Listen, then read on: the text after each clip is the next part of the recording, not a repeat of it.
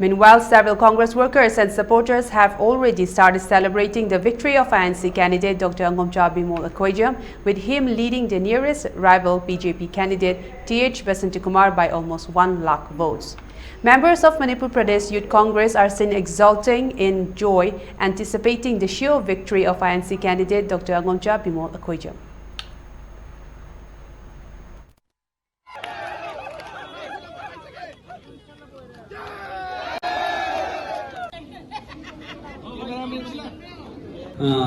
Hojik ekona mai pakong am jaga duri basi masigi credit si the entire people of Manipur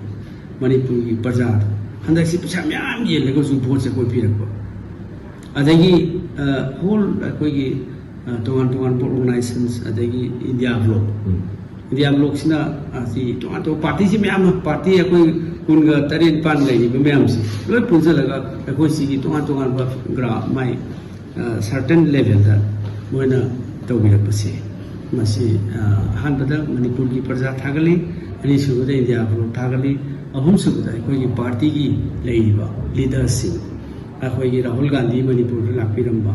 adagi MP myam lakpiramba adagi Bharat Jodo Nyaya Yatra Manipur si especially pick up tawra Manipur si miyam Prithvi punamakta focus tawbiba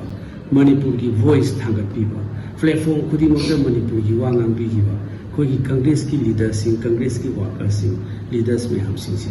aina thagatsaba aina credit se pini